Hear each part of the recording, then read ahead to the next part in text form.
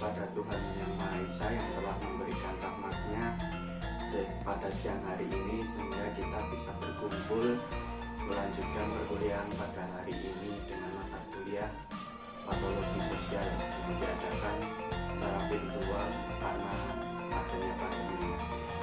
Perkenalkan, nama saya Ronald Pamungkas, NIM K 8419077, kelas B, mata kuliah patologi sosial, prodi pendidikan sosiologi antropologi.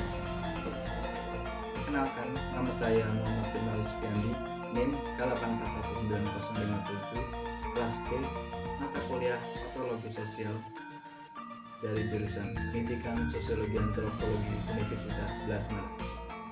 Perkenalkan, nama saya Ahmad Yuda Barul Alam, NIM K84194, kelas B, mata kuliah patologi sosial. Saya dari program studi FKIP Pendidikan Sosiologi Antropologi UNS.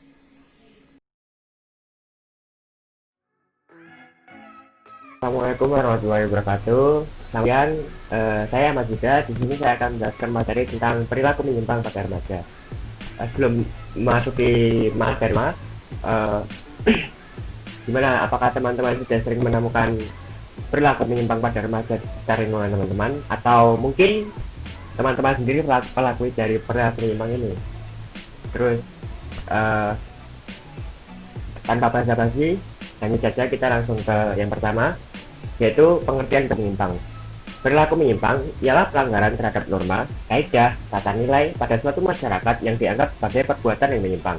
Jadi, perilaku menyimpang ini bisa berupa tindakan, perbuatan, perkataan yang tidak sesuai dengan norma yang ada di masyarakat. Nah, kenakalan remaja tadi termasuk dari satu jenis perilaku menyimpang. Untuk lebih rincinya akan dibahas nanti di materi selanjutnya. Selanjutnya itu ada pengertian perilaku menyimpang menurut para ahli dan pengendalian sosial. Di sini mengapa pengendalian sosial dan perilaku menyimpang dijajarkan? Itu karena pengendalian sosial ini ada untuk menekan supaya perilaku menyimpang ini nggak terlalu banyak pelakunya. Nah, perilaku menyimpang, menurut Robert M. Z. Lawang mengatakan bahwa penyimpangan sosial adalah tindakan yang menyimpang atau abnormal dari norma-norma yang berlaku dalam suatu sistem sosial dan menimbulkan masalah, sehingga ada pihak yang berusaha untuk memperbaiki perilaku yang menyimpang tersebut. Nah, yang memperbaiki perilaku menyimpang ini ialah pelaku-pelaku dari pengendali sosial. Apa sih pengendali sosial? Pengendalian sosial itu, pengendalian sosial ialah cara yang dipergunakan oleh masyarakat untuk menertibkan anggota yang menyimpang, membangkang, atau abnormal dari norma-norma yang ada. Jadi, para pelaku pengendali sosial ini berusaha agar anggota-anggota masyarakatnya itu nggak ngelakuin penyimpangan, nggak melanggar norma, nggak membangkang, nggak abnormal. Jadi biar normal-normal gitulah, biar tatanan masyarakatnya nggak kacau. Selanjutnya ada macam-macam perilaku menyimpang. Yang pertama itu ada kriminal dan kejahatan. Lalu ada kenakalan remaja yang akan menjadi bahasan utama kita. Lalu ada penyimpangan seksual, lalu alkoholisme, kemudian penyalahgunaan narkotika, dan hukum bebas. Yang pertama, kriminal dan kejahatan. Kriminal dan kejahatan ialah suatu tindakan yang bukan warisan biologis, akan tetapi biasanya dilakukan oleh ambisi untuk memperoleh kepuasan material tanpa memperhitungkan antara kemampuan dan keinginan. Jadi, tindakan kriminal dan kejahatan ini biasanya dilakukan oleh remaja atau individu itu hanya untuk mencari materi atau harta, kayak merampok, mencuri, jambret, copet, gitu-gitu. Akan tetapi, kriminal dan kejahatan ini juga bisa dilakukan seseorang hanya untuk memperoleh kepuasan material atau tujuannya bukan untuk harta. Akan tetapi kepuasan pribadi saja, seperti balas dendam, terus mencari pengakuan dengan membunuh orang, terus syarat masuk suatu geng-geng kayak gitu. Nah, itu jenis kriminal dan kejahatan yang bertujuan untuk kepuasan material.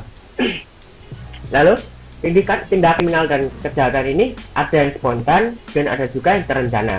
Nah, tindakan yang spontan ini biasanya hukuman pidananya lebih ringan daripada yang direncanakan. Next, selanjutnya ada kenakalan anak atau remaja. Fuad Hasan mengatakan, Kenakalan anak adalah perbuatan antisosial yang dilakukan oleh anak atau remaja yang bila dilakukan oleh orang dewasa dikatakan sebagai tindak kejahatan.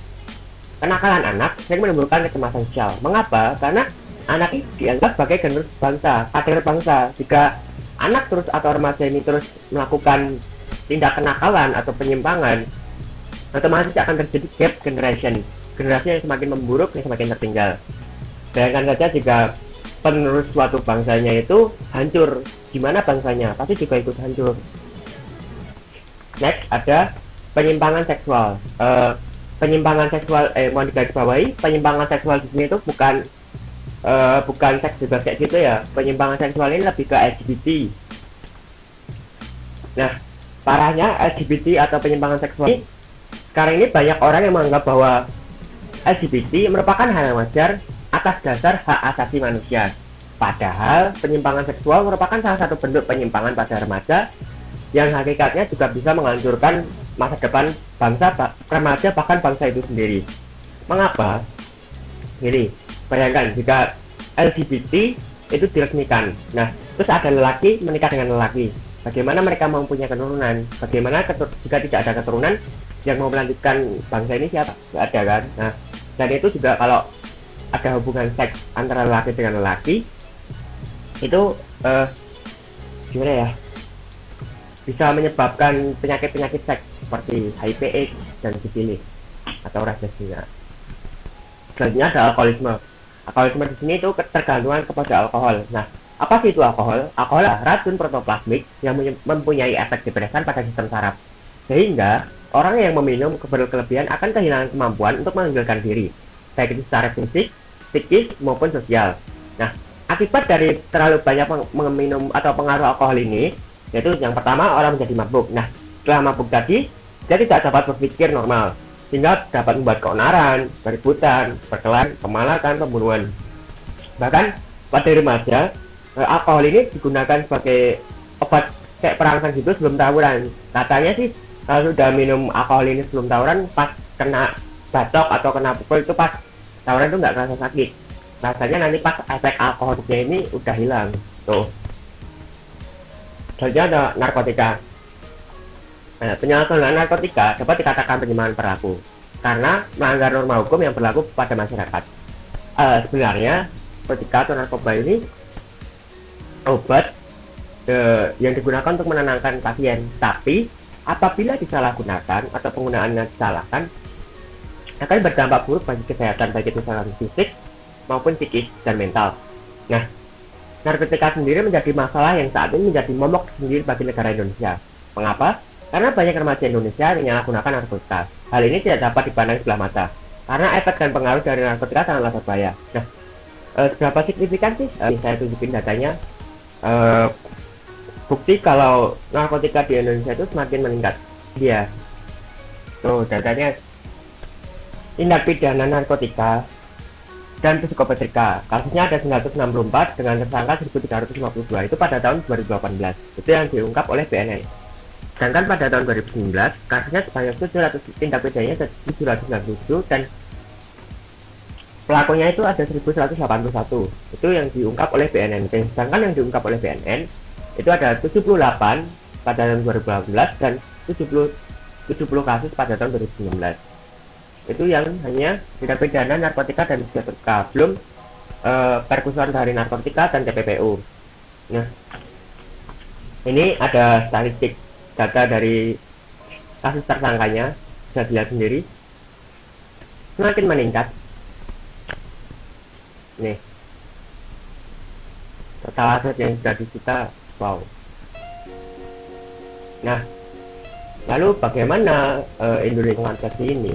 Mengatasi agar perkembangan narkotika ini nggak terlalu pesat? Ya, dengan pertama itu ada tindakan preventif ya, dengan melakukan penyuluhan. Terus apabila sudah pelakunya sudah kena itu nggak langsung dikucilkan, tapi direhabilitasi, masuk ke ruang rehab gitu, bukannya langsung wah dia dulu mantan pemakai narkoba, aku nggak mau dekat-dekat sama dia, bukan dengan cara kayak gitu. Artinya itu ada hubungan bebas. Agama, norma sosial, hukum maupun moral melarang hubungan seksual sebelum ataupun di luar nikah. karena perbuatan itu dianggap sebagai pangan perilaku dalam kehidupan bermasyarakat. Akan tetapi, seks bebas ini saat ini sudah menjadi bentuk pergaulan sendiri bagi remaja dan terus berkembang bahkan hingga ranah prostitusi. Maksudnya menjadi pergaulan ini kayak gini. Sekarang remaja itu pacaran kayak pengungkapan rasa cintanya ya, dengan bercinta itu dilakukan hubungan seks atau making love. Nah, lalu dari situ pula menjadi berkembang lagi ke prostitusi. Kok bisa? Sekarang ini banyak platform atau banyak media yang menyediakan tempat untuk para pelaku seks bebas ini, remaja-remaja ini menjual video mereka. Jadi mereka bisa mendapatkan uang dengan cara menjual video mereka. Padahal hal ini sudah sangat-sangat menyimpang dari norma yang ada.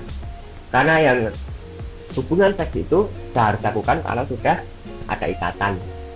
Nah, untuk memberantas hal ini akanlah sangat sulit karena seks itu sendiri merupakan kebutuhan alami bagi manusia. Yang dapat kita lakukan hanyalah menekan serta mengupayakan supaya remaja itu paham pentingnya tidak melakukan hubungan seks bebas di luar nikah.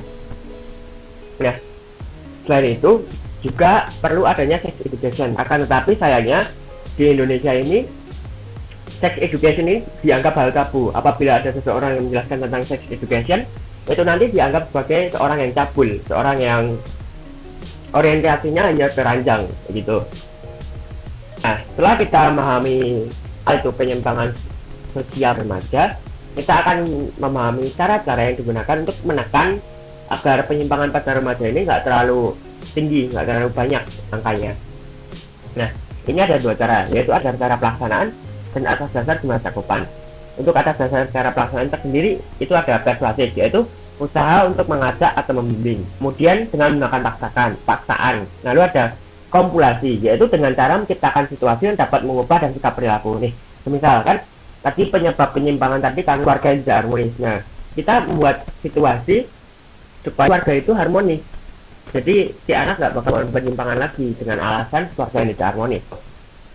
Yang terakhir itu ada persuasi, yaitu dengan menyampaikan nilai atau norma secara berulang dan terus menerus. Ini sudah dilakukan di mana aja sih yang penyampaian nilai atau norma secara berulang-ulang ini sih? Di sekolah dengan guru, terus di masyarakat oleh pemuka tokoh masyarakatnya, terus di keluarga oleh tua kayak gitu. Nah, yang kedua itu ada atas dasar jumlah cakupan, yaitu dari atas dasar jumlah cakupan di sini dari banyaknya pelakunya ya, pelaku pengendalinya ini ya, yaitu yang pertama ada individu ke individu, lalu individu ke kelompok, terus kelompok ke kelompok, dan yang terakhir itu kelompok ke individu. Nah, ini yang terakhir. Apa sih itu jenis pelaksana dapat pengendalian? Jenis ini ialah cara yang bisa dilakukan, cara-cara yang dilakukan untuk mengendalikan penyimpangan tadi. Dengan pelaksana ini, orang-orang atau individu atau lembaga yang melaksanakan pengendalian tadi. Lalu sifatnya ini adalah sifat-sifat dari pengendalian sosial yang ada. Tuh, nih bisa dilihat sendiri ya jenis dan pelaksana sifatnya. Ya, itu tadi merupakan pemaparan materi dari kelompok kami. Kurang lebihnya jika ada salah kami mohon maaf. Cukup sekian, wabillahi taufiq wal hidayah. Wassalamualaikum warahmatullahi wabarakatuh.